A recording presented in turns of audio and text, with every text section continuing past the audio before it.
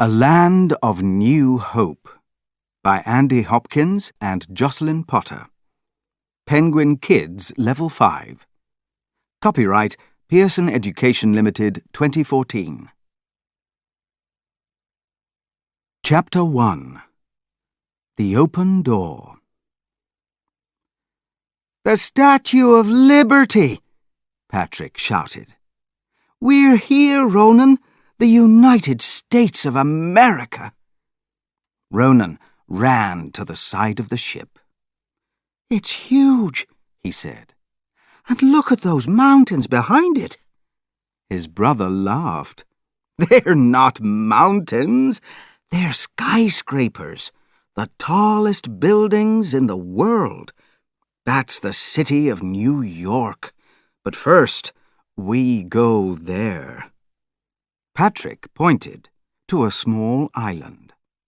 "All new immigrants have to go to Ellis Island." "Stay in line!" shouted a man in uniform. The brothers were on their way into Ellis Island's great hall. They went up the stairs with hundreds of others. Doctors watched from the top. One put a mark on a young woman's back. "Hold your head up, Ronan," said Patrick quietly. "They're looking for people who are ill. They don't want sick people in this country." "What will happen to her?" Ronan asked. "I don't know. Perhaps they'll send her home." Ellis Island. Between 1892 and 1924, 12 million immigrants arrived at Ellis Island. In 1 year, 1907, more than 1 million came. The immigration station grew larger, with more beds, kitchens, and hospitals. Most people only spent a few hours on the island and then entered the country. Some sick people had to spend weeks there. Other people had to stay there before officials sent them home. The United States did not want them. Today, Ellis Island is a museum. The man at the desk looked at the papers in front of him. "You're from Ireland?" "Yes," Patrick answered. "And this is my brother." "Can you read and write?" the official asked Ronan. "No, sir," Ronan answered. "But I can learn, and I can work." The official looked at Patrick. "So, your uncle paid for your tickets. Did he send you any money?" "Yes, sir." Patrick carefully pulled $50 from his pocket. The official's face was not friendly. His questions came fast. "Will he let us in?" Ronan thought. He could see the fear in his brother's eyes. Then the man smiled and gave Patrick 2 cards. "You can go downstairs to the boat," he said. The boys ran down the stairs to start their new lives. It was 1921, and now they had a future. Now they had hope. Chapter 2. Leaving Home. 6 months earlier, Patrick and Ronan were at home in Ireland. "Listen, boys," their father said. "This is a letter from your Uncle Dermot in New York. Inside are 2 boat tickets, one for you, Patrick, and one for you, Ronan." Patrick's mouth fell open. "But, Father, Colleen—" "Colleen can wait," said his father. "There's nothing for you here. Your future's in America. There's work there. You can send some money home for your family." Ronan was excited. New York! His father was a poor farmer. The land was not his, and he made little money. Surely life was better in America. "When did Uncle Dermot leave Ireland?" he asked. 20 years ago, Father said. "He's doing well. My grandfather went too, you know. He left in the 1840s, but the family stayed here. There was no money for tickets." "Was life difficult then?" Patrick asked. "Terrible. It was the time of the potato famine." The Irish Potato Famine. In 1845, disease ruined the potato crop, the most important food for poor Irish people. In the next 6 years, there were few potatoes. More than 1 million people died. Another 1 million left Ireland at that time. Many went to England, but half travelled to North America. Most Irish immigrants to the United States had little money, so they stayed near New York. By 1855, 25% of the people in the city were Irish. It was a beautiful spring morning. Patrick and Colleen sat beside the river. "Colleen, I love you so much," he said. "And I love you too, Patrick Dooley," she answered. He smiled, a sad smile. "I'm going to America with young Ronan to find work." She said nothing, but a tear fell from her eye. "Will you wait for me, Colleen? I'll send a ticket for you when I have money." "Oh, yes, Patrick. I'll wait." After World War I. Irish men and women were not the only Europeans who had to emigrate in the 1920s. In World War I, 1914 to 1918, people lost family, friends, homes, and land. They were hungry, and they had no work. The map of Europe changed. After the war, more than 15 million people wanted to travel to North America. But there was not enough work for Americans, so from 1921, the United States only took about 350,000 new immigrants each year. Chapter 3. Journey to Another Land. "This is home for the next 6 days, Ronan," said Patrick. The boys were on the ship now.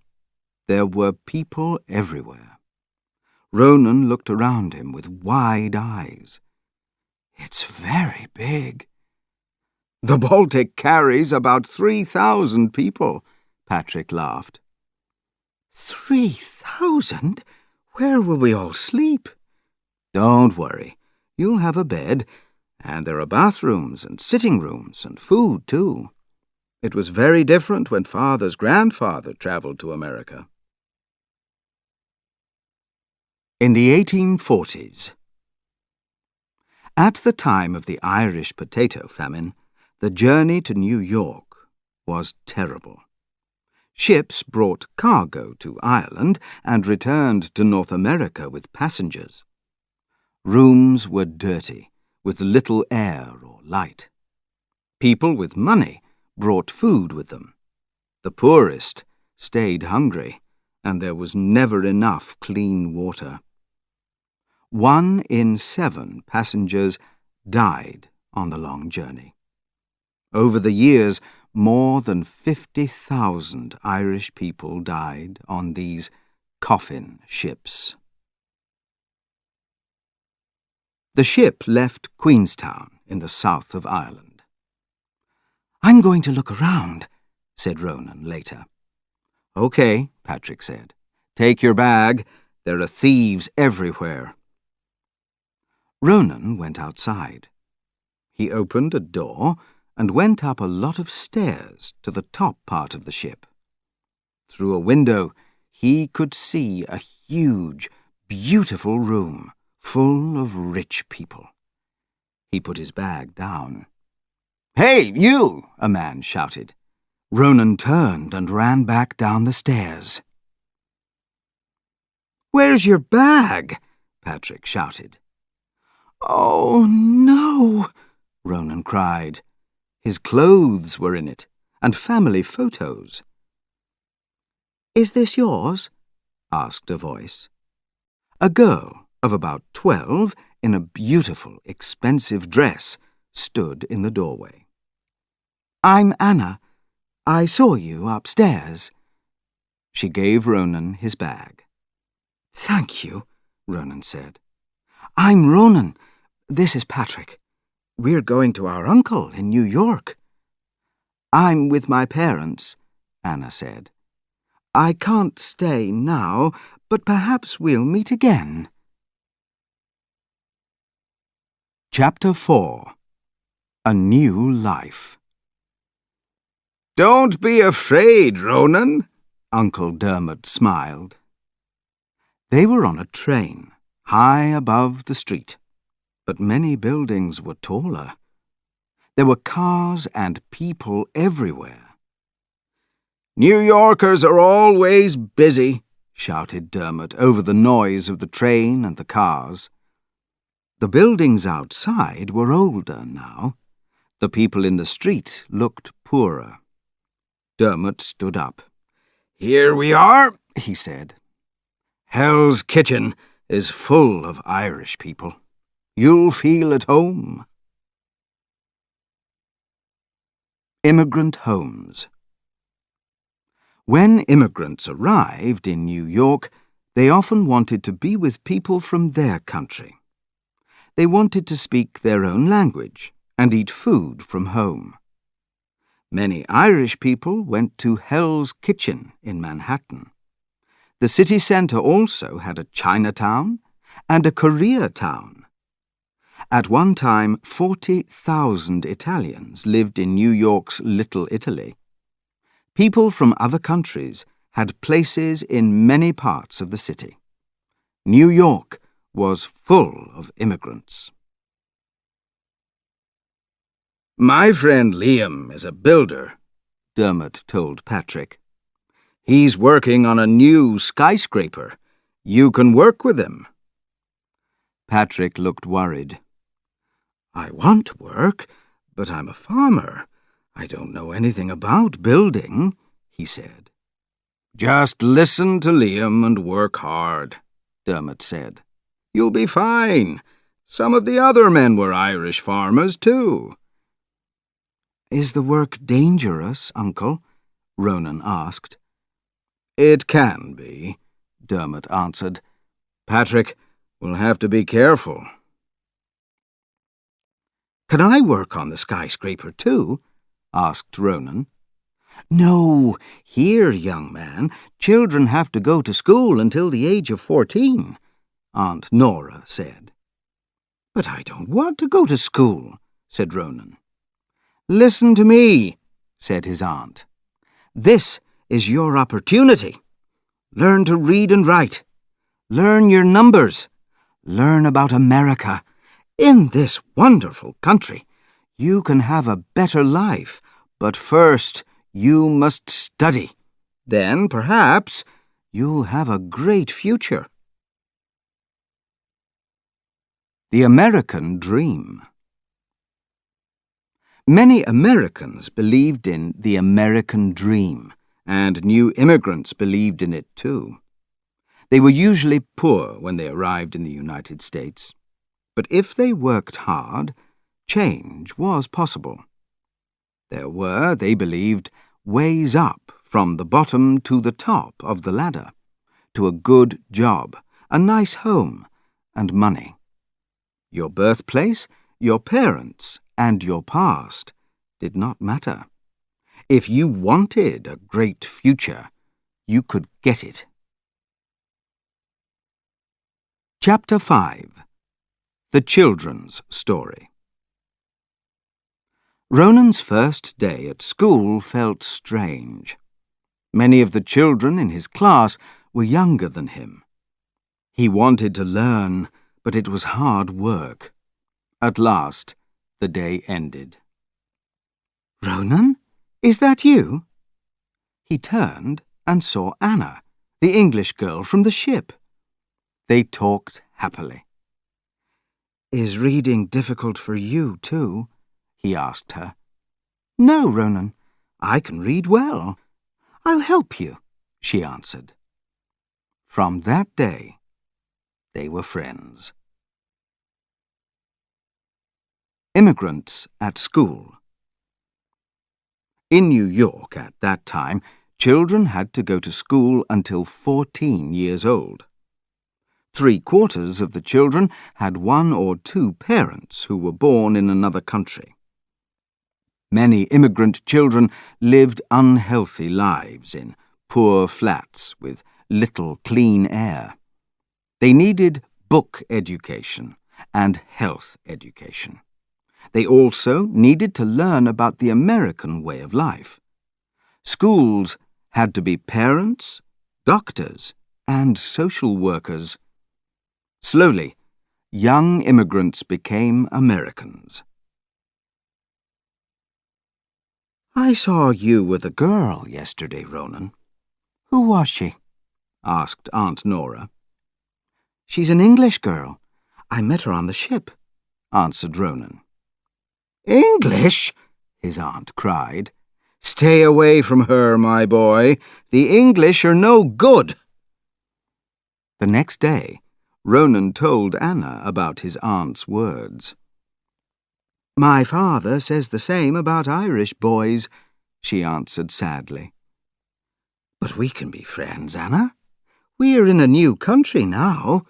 We're Americans," said Ronan. "Ronan Dooley," the teacher said loudly from the classroom door. "Come with me." Ronan followed her to an office. Inside was his uncle. "Sit down, Ronan. I have to tell you something," Dermot said. "Is it about Anna? She's my friend, and I want to see her." "Stop, Ronan. It's not about Anna," said Dermot. "It's about Patrick." Ronan looked at him. He knew. "I'm sorry, Ronan. There was a terrible accident this morning." Chapter 6. Immigrants Today. Today, New York, the largest city in the United States, is still a place of hope for new immigrants. 1 in 3 people was born in another country, and you can hear hundreds of languages on the streets. In about half of all homes, English is not the first language. Shops and restaurants sell food from every part of the world, and people from some countries bring their celebrations into the streets. This is Ronan Dooley. He was my mother's grandfather. Ronan Dooley was my mother's grandfather. He came to this country at your age with nothing, no money, and no education. After his brother Patrick died, he had to send money back to his family in Ireland. He worked after school, and he studied hard. After college, he became a lawyer, and then a politician. He helped poor people and immigrants because he understood them. He wanted to make the United States a better country. "What happened to Patrick's girlfriend, Colleen?" the boy asked. "She never left Ireland, and she never married. But Ronan married Anna, and they had 6 children. When Ronan came to New York nearly 100 years ago, most immigrants married people from their own country. But Ronan and Anna didn't mind about the political problems between England and Ireland. They were in the United States, a land of immigrants. Our differences are interesting, but we are all Americans. People on the move. Every year, about 3% of the world's population moves to another country. Millions of people leave their homes from fear of war, politics, or famine in their own country. Some return when life is better. Many poor people leave home because they want to work. They often send money back to their families, and this helps poorer countries. Most emigrants are looking for better opportunities. They are looking for a land of new